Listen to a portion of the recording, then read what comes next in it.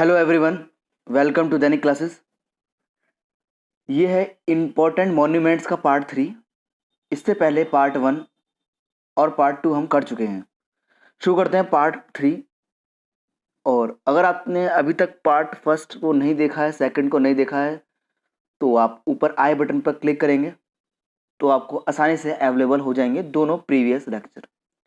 क्योंकि उसमें मैंने आर्कियोलॉजिकल सर्वे ऑफ इंडिया की जो मस्ट सी मॉन्यूमेंट्स की लिस्ट है उसके बारे में मैंने डिस्कशन करा है और उसी के बिहाफ पर और प्रीवियस ईयर्स के कुछ क्वेश्चंस के आधार पर ही इन इम्पोर्टेंट मॉन्यूमेंट्स को तैयार किया है।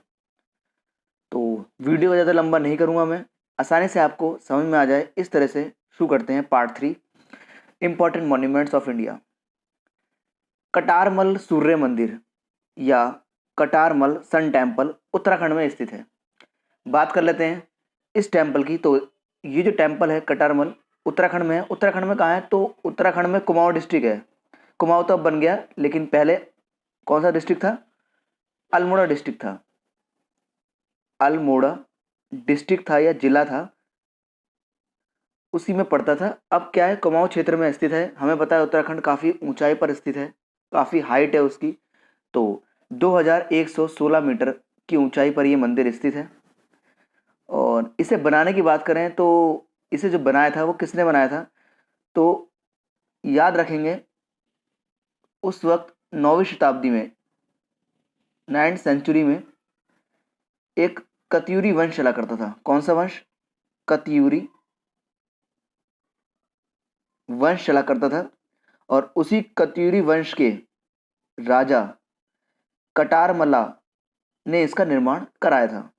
और बात करें उत्तराखंड में, तो उत्तराखंड में इसको आमतौर पर बड़ा आदित्य भी बोलते हैं। बड़ा आदित्य।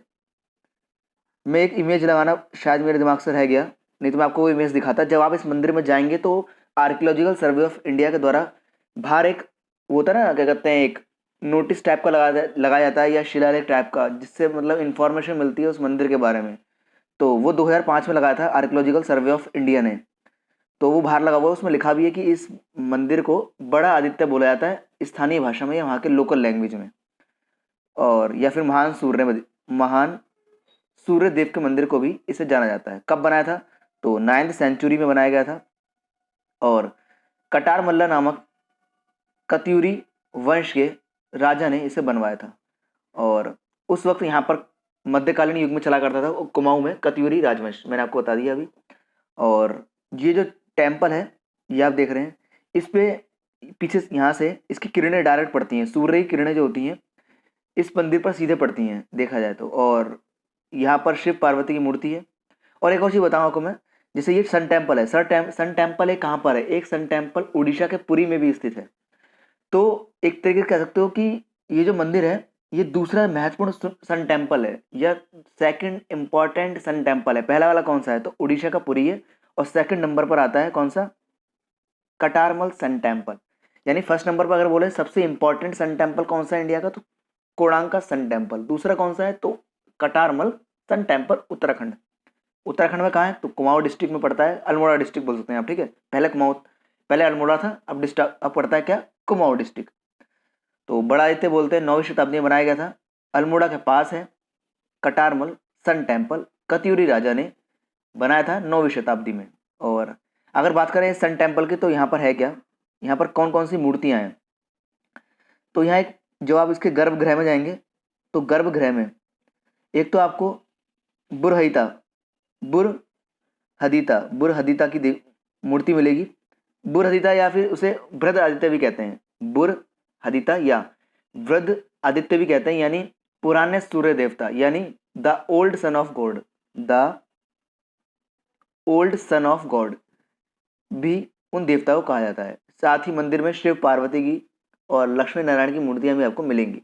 हालांकि बहुत कम देखा जाता है कि पार्वती माँ शिव के साथ हों, क्योंकि हम ज़्यादातर जब नॉर्थ इंडिया के टेम्पल्स को देखेंगे तो वहाँ पर हमें क्या कहते हैं, पार्वती देवी साथ नहीं मिलेंगी, हमेशा शिव भगवान अलग ही मिलते हैं। तो बहुत कम टेम्पल्स हैं जहाँ पर शिव और पार्वती एक साथ मिलेंगे। उनमें से एक है कटारमल सूर्य टेम्पल या कटारमल सन टेम्पल। चलते हैं नेक्स्ट पे। सेकंड है या नेक्स्ट है गुंटुपल्ली बौद्ध स्मारक का समूह। ये कहाँ पर है? तो ये कहाँ है? आंध्र प्रदेश में स्थित है। कौन सा? गुंटूरपल्ली का बौद्ध स्मारक, जैसे कहते हैं गुंटूरपल्ली ग्रुप ऑफ बौद्ध में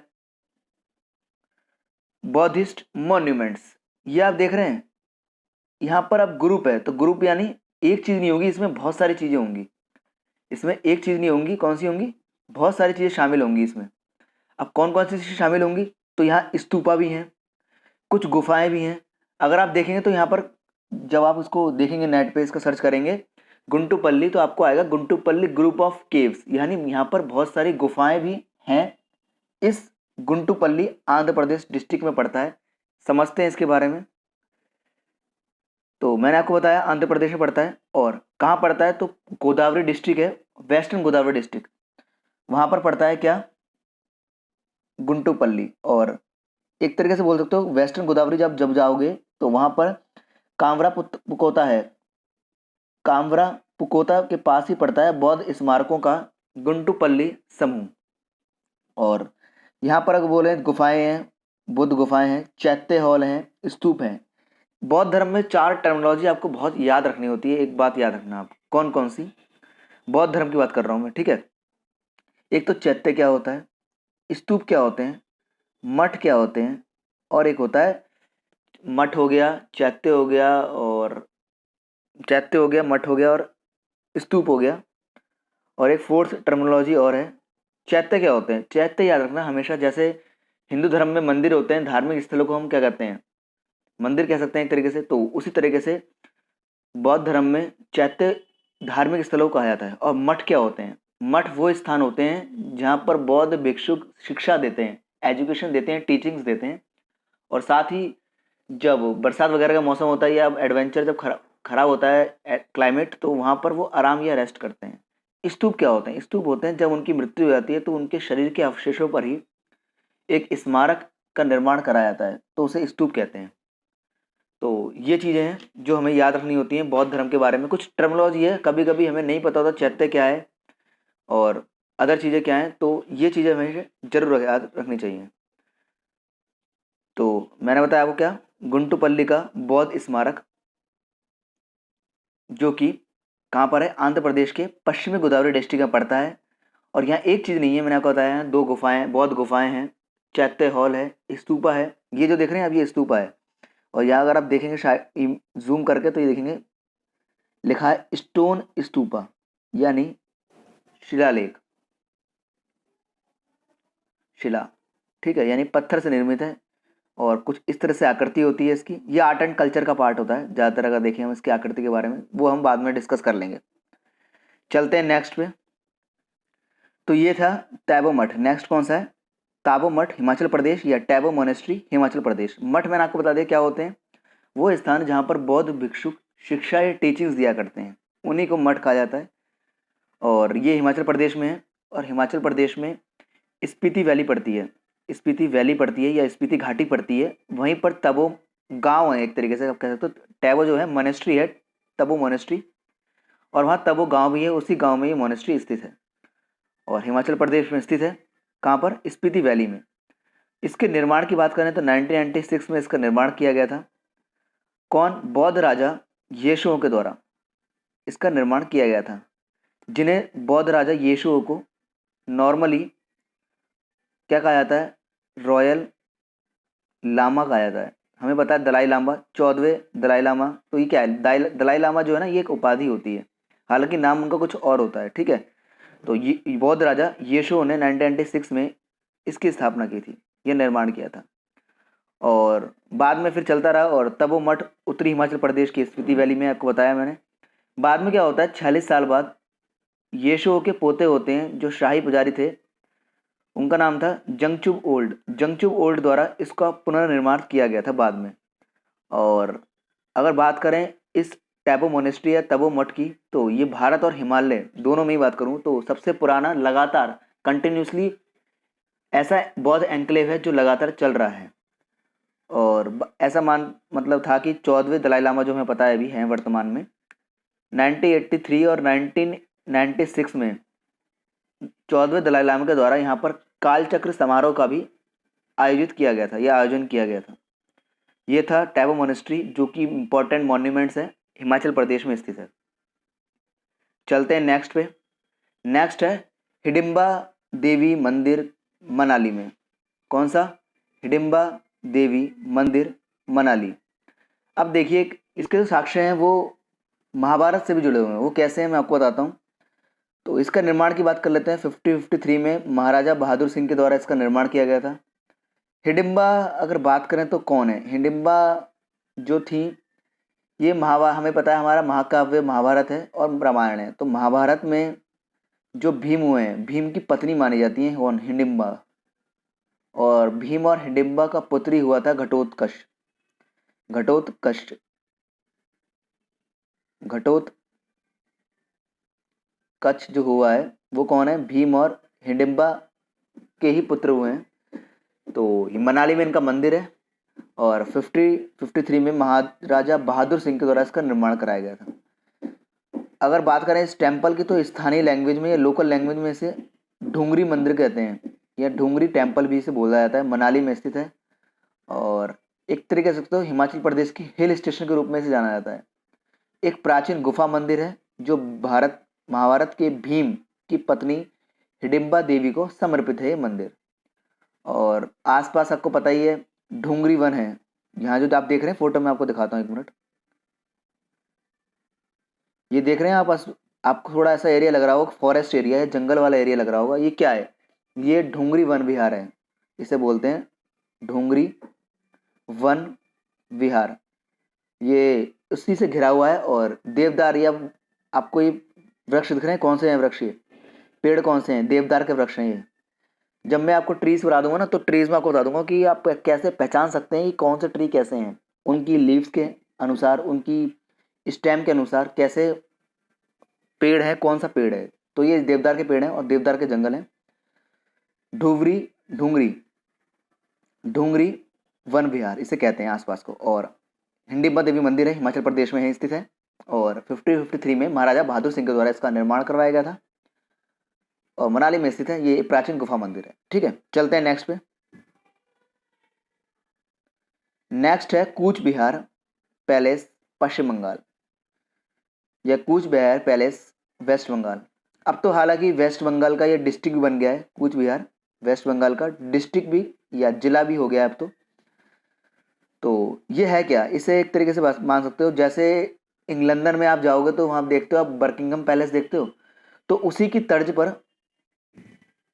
इसका निर्माण करवाया गया था। कब? 8087 में। क्योंकि यहाँ के एक महाराजा थे नृपेंद्र नरपेंद्र नारायण के द्वारा इसका निर्माण कराया गया था। और पश्चिम बंगाल के स्थित है, हम सभी जानते हैं। और इसको विक्टर जुबली भी कहते हैं। एक मिनट, इसको विक्टर जुबली पैलेस भी कहा जाता है। 8087 में लंदन के बर्किंघम पैलेस के आधार पर इसका निर्माण नृपेंद्र नारायण के शासनकाल के दौरान हुआ था। और अब वर्तमान में कूच बिहार पैलेस जो है ये पश्चिम बंगाल का डिस्ट्रिक्ट भी बन गया है अब तो। ये था कूच बिहार पैलेस पश्चिम बंगाल या वेस्ट बंगाल। चलते हैं नेक्स्ट पे।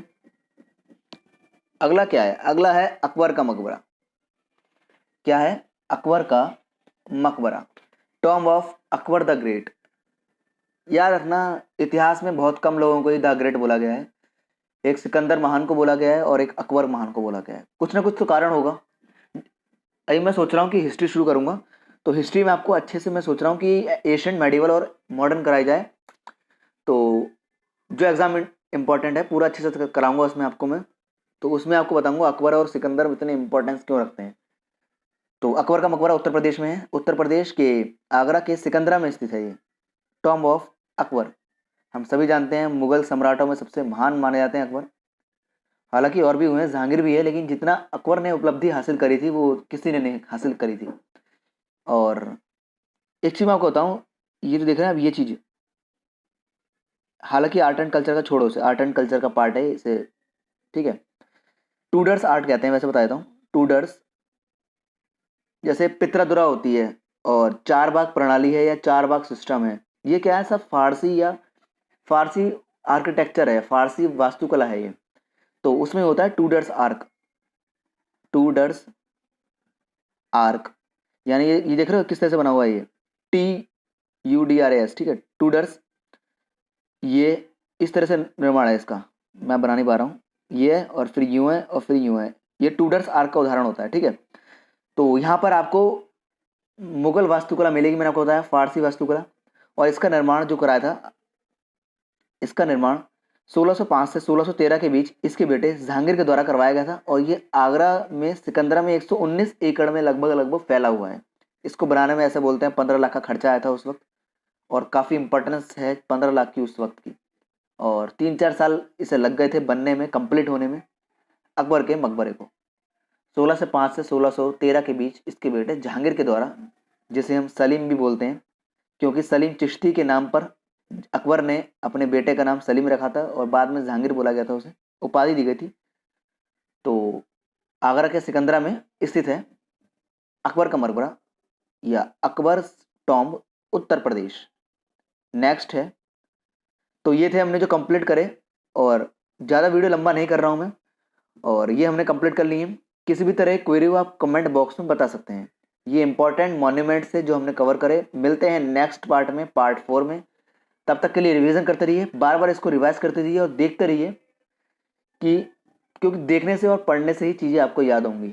जो मुझे जितने इंपॉर्टेंट मॉन्यूमेंट्स या और भी स्टैटिक जीके के जितने भी चीज़ें याद हैं, वो सिर्फ और सिर्फ रिवीजन की वजह से याद है मुझे। प्रैक्टिस प्रैक्टिस मेक परफेक्ट, चाहे कोई भी हो। बहुत से लोग बोलते हैं कि मुझे याद नहीं होता, जीके हार्ड है, स्टैटिक जीके हार्ड होती है, जीएस याद नहीं की जा सकती, ऐसा कुछ नहीं है। तो सिर्फ प्रैक्टिस पर डिपेंड करता है जो भी करता है, तो प्रैक्टिस करते रहिए।